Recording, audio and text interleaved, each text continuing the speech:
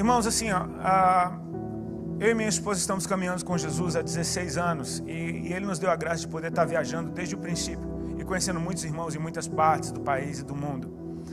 Então a gente acaba voltando em muitos lugares e é muito bom reencontrar os amigos, os irmãos que a gente tem na fé.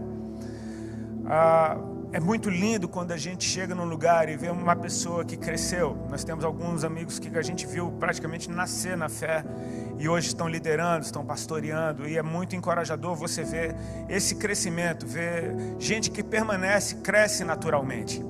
Permanecer no Senhor te faz crescer naturalmente, porque Ele vai trabalhando em você todos os dias, é um trabalhar de todos os dias.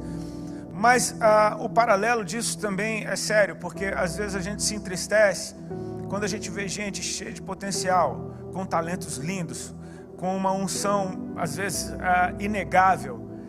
E você vê essas pessoas, você volta em alguns lugares e pergunta: e o irmão tal, cadê ele? Aí você fala: poxa, ele está meio afastado.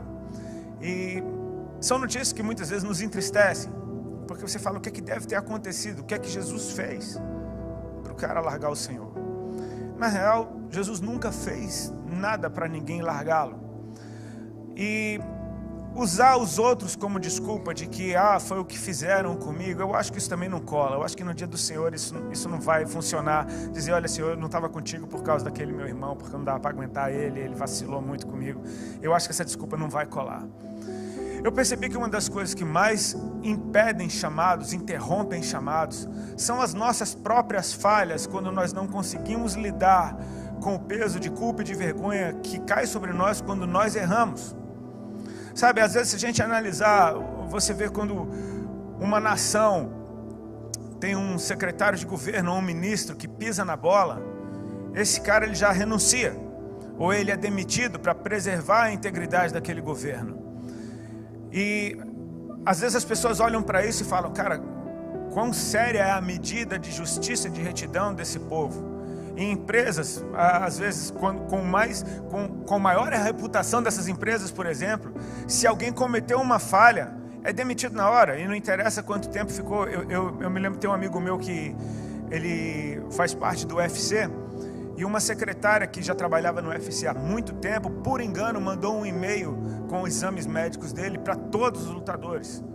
Então isso foi uma falha muito grave, mas foi uma das primeiras que ela cometeu na vida. Foi demitida, não tem essa, porque tem que preservar a integridade da empresa. Então às vezes a gente percebe, cara, você está numa empresa ou num cargo governamental muito grande, muito sério, muito relevante, parece que as falhas não são toleradas. Você traz isso ainda para o contexto do mundo que a gente vive, onde não sei se por causa das redes sociais ou elas só aumentaram isso, mas nós vivemos um mundo que adora worship, a perfeição, onde as pessoas parecem que não toleram falhas, onde as pessoas só querem mostrar o quão perfeitas elas são. A busca do corpo perfeito nunca foi tão forte. As pessoas querem ter o casamento perfeito, o relacionamento perfeito, o ministério perfeito, querem ser perfeitos de qualquer forma, expõem o quão perfeito elas querem parecer aos outros. Mas você concorda comigo que não existe ninguém perfeito? Não existe ministério perfeito, não existe casamento perfeito, não existe nada, não existe corpo perfeito, não existe nada disso perfeito. Mas as pessoas tendem a mostrar isso.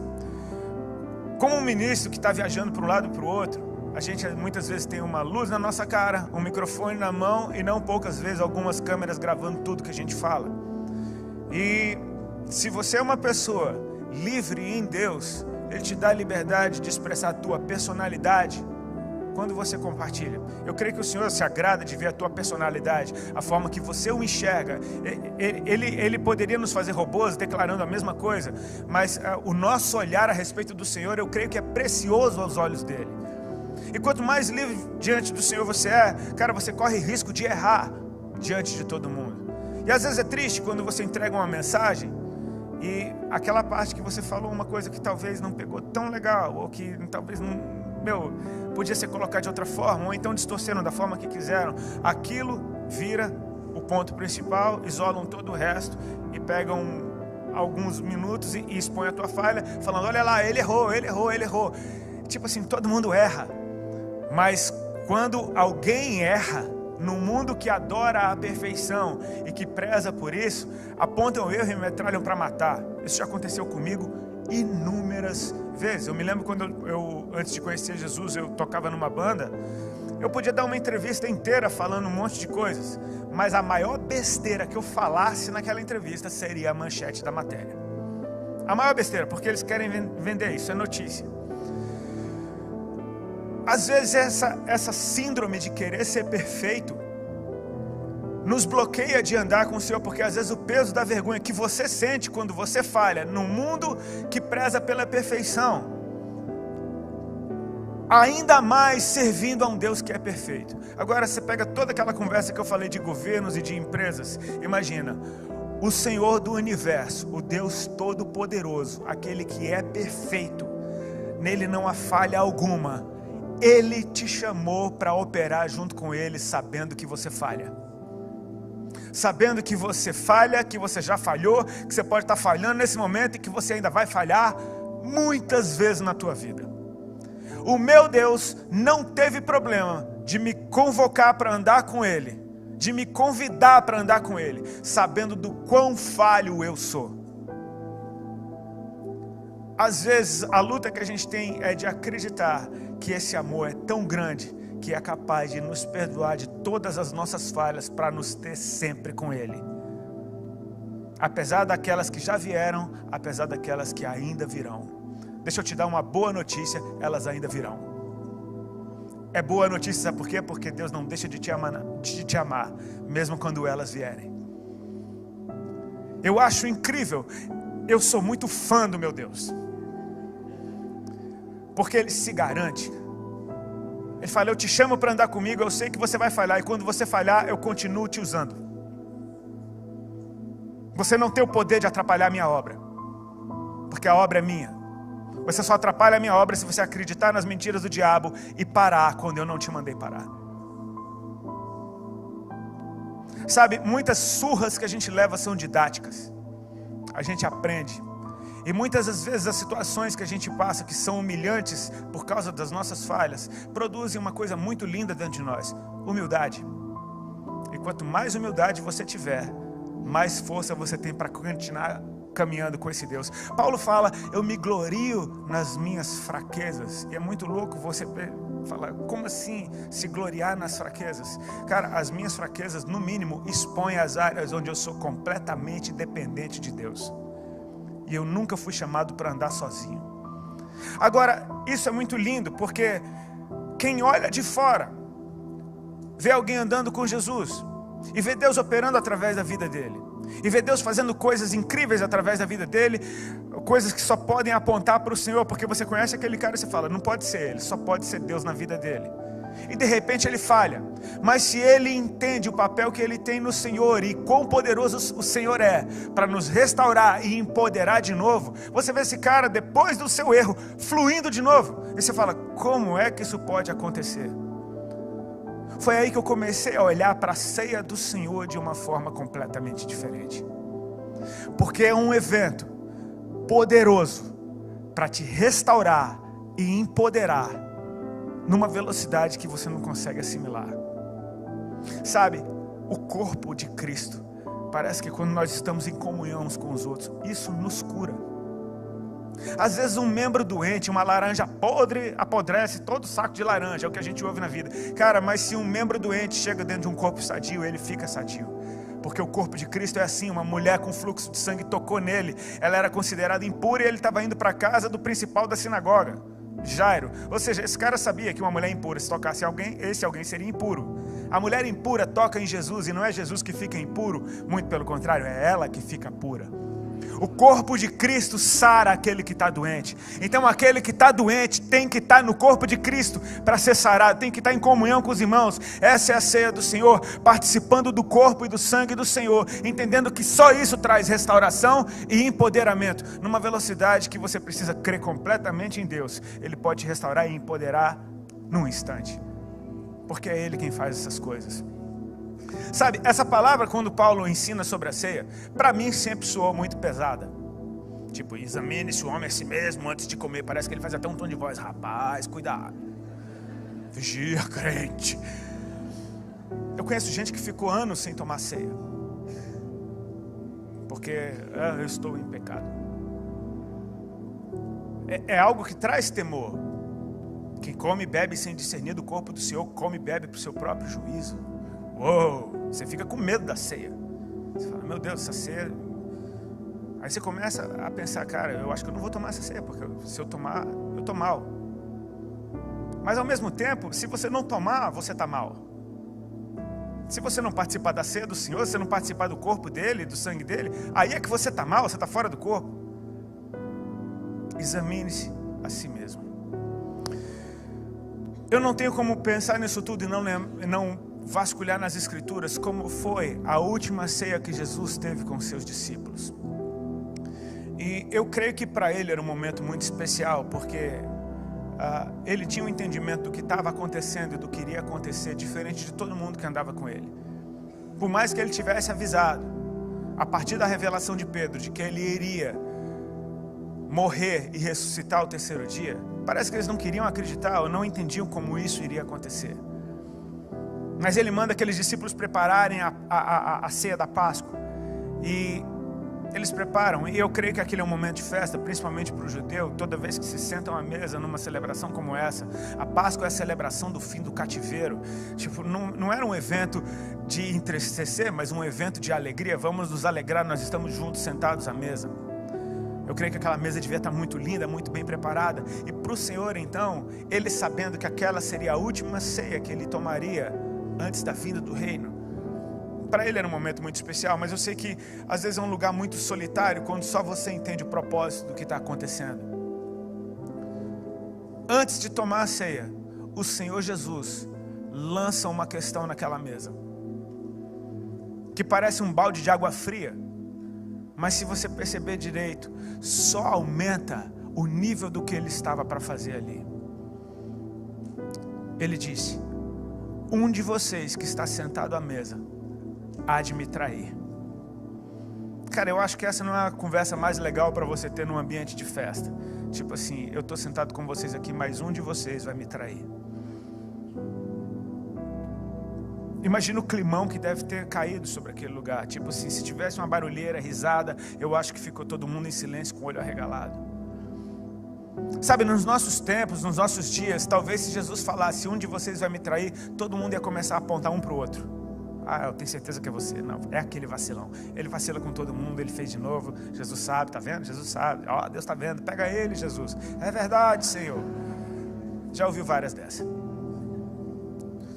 Mas o que aconteceu naquele lugar, meu irmão, quando Jesus fala algo sério desse jeito, eu não sei, quando Jesus fala num ambiente, parece que só estou eu e ele ali naquele lugar.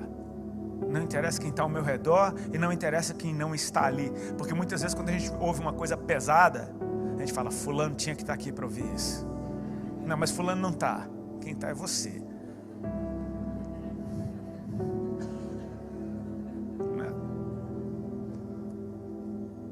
Quando Deus fala alguma coisa, é para mim que Ele está falando. É para mim que Ele está falando. E a atitude daqueles discípulos, então, ela é constrangedora.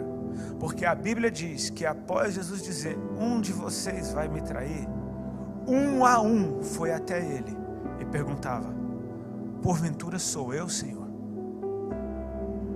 Olha o entendimento, a consciência que caiu sobre os discípulos. Sou eu? Se expondo diante de todo mundo e principalmente diante dele, saindo do seu lugar e indo até ele para perguntar, sou eu? Sabe, porque Jesus disse, um de vocês vai me trair, ele não disse quem era. Seria muito mais fácil ele falar, olha, eu estou aqui sentado com vocês, mas está ligado naquele cara ali, cuidado com ele. Ele não fez isso, ele falou, um de vocês vai me trair, ou seja, pode ser qualquer um. E a gente não entende o nível de traição com o qual ele estava falando, ou seja, pode ser qualquer atitude que tenha soado como traição para o Senhor. Ou seja, nessa mesa Jesus lança uma questão a respeito de infidelidade. Tem um infiel aqui dentro. E todos começaram a perguntar, porventura sou eu? Eu percebo a motivação dentro do coração deles. Senhor, se sou eu, me fala. E me fala o que é. Porque eu estou na tua mesa. o Senhor já sabia disso antes de ter lugar para mim nessa mesa. Você entende isso? Que tem uma mesa na qual você se assenta com Ele, e tem traidor naquela mesa, e tem lugar para o traidor também. Mas houve uma disposição naqueles corações de dizer: Senhor, se sou eu estou disposto a mudar aqui agora, porque eu não quero ser o traidor.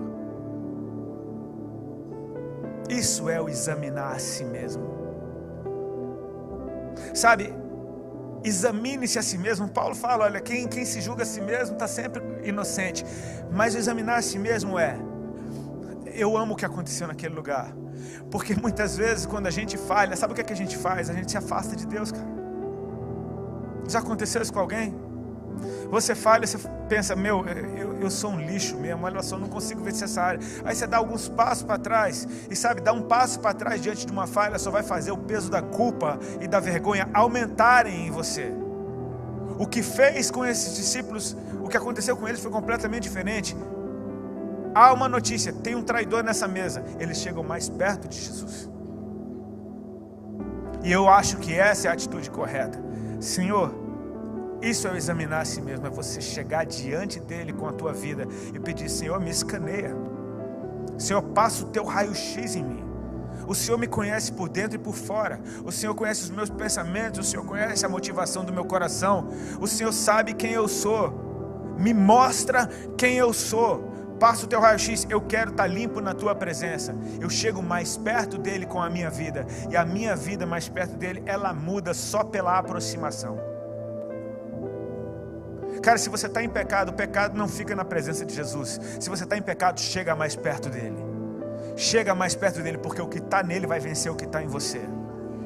Ele é o Cordeiro de Deus que tira o pecado do mundo. Você não se livra desse pecado longe de Jesus, ou punindo-se a si mesmo. Não, Ele já foi o sacrifício no teu lugar. Você precisa chegar perto dele. Então eles se chegam perto do Senhor e perguntam: sou eu, Senhor? E Jesus não respondia nada. Até que Judas pergunta: porventura sou eu, Senhor? Aí Jesus responde: tu disseste. Você percebe que o coração desse não estava nem um pouco disposto a mudar. Ele já estava decidido. Eu só queria saber se Jesus sabia. Eu sei que então, depois de falar de traição, Jesus fala de uma aliança. Não é interessante isso? Ele podia falar direto sobre a aliança que ele estava fazendo agora, entregando o seu corpo e o seu sangue, mas ele fala primeiro de traição para depois falar de fidelidade. E eu creio que esse gesto por si só eleva o nível de fidelidade da aliança que ele está fazendo com a gente. Porque amar quem me ama é fácil, amar quem me odeia vai exigir muito mais amor de mim. Ser obediente a um justo é fácil. Ser obediente a um corrupto vai exigir um nível de obediência muito maior de mim.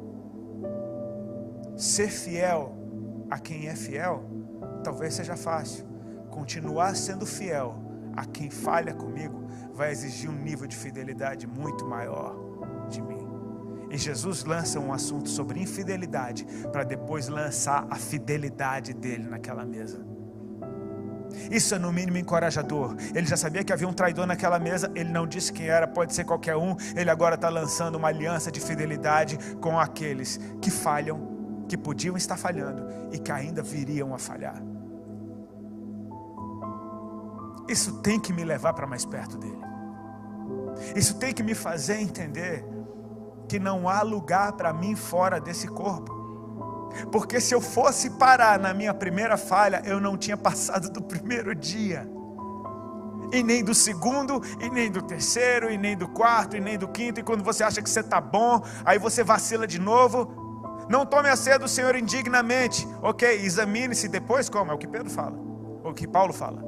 Examine-se e depois coma. Ele não disse para não comer, ele disse examine-se e depois coma.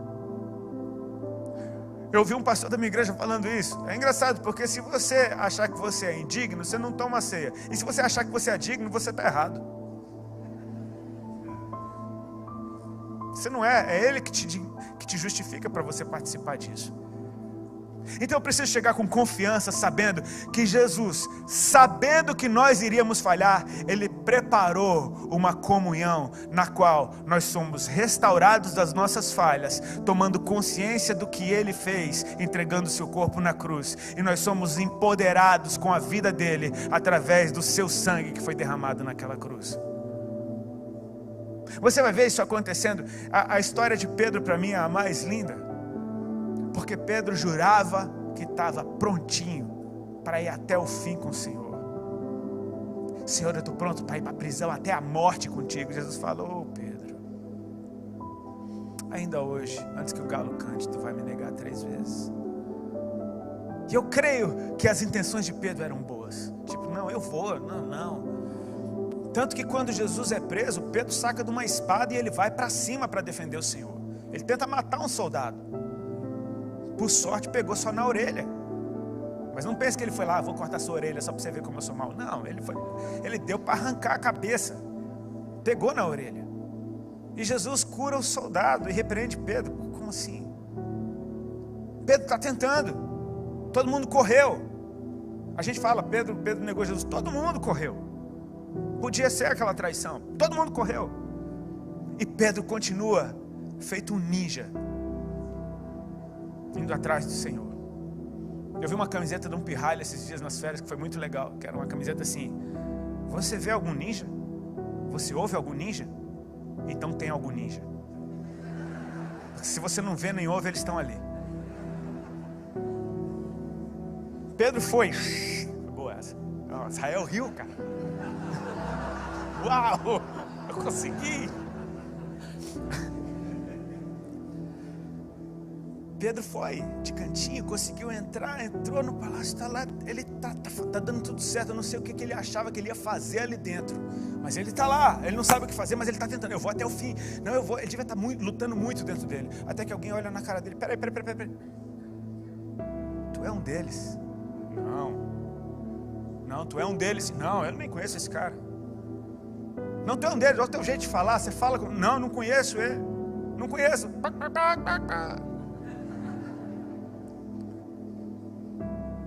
E de repente a Bíblia diz que os olhos de ambos se cruzaram, Jesus e Pedro.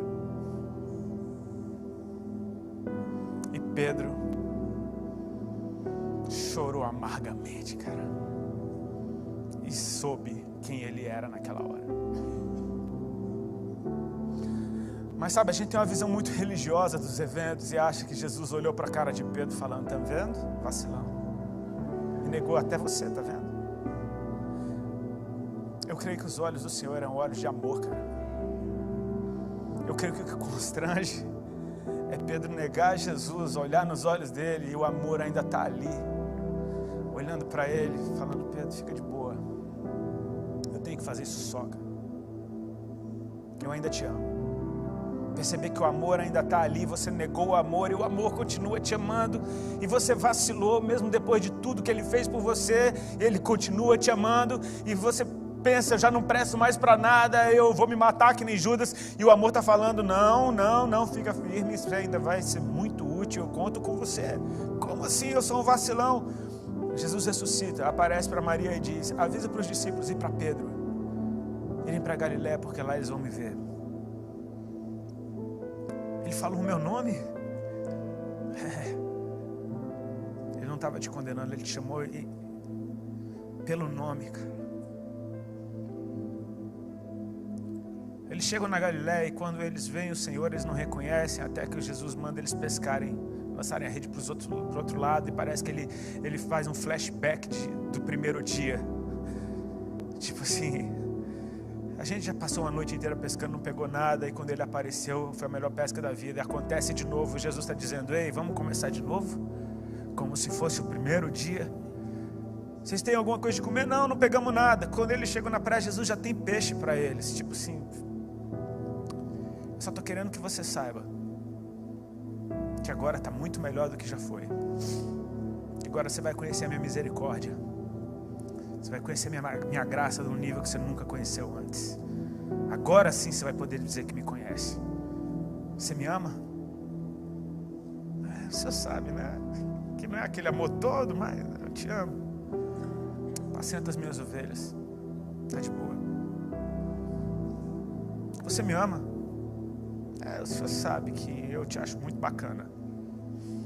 Apacenta as minhas ovelhas. Aí Jesus pergunta pela terceira vez, usando essa palavra, o filéu em grego: você me acha bacana, pelo menos?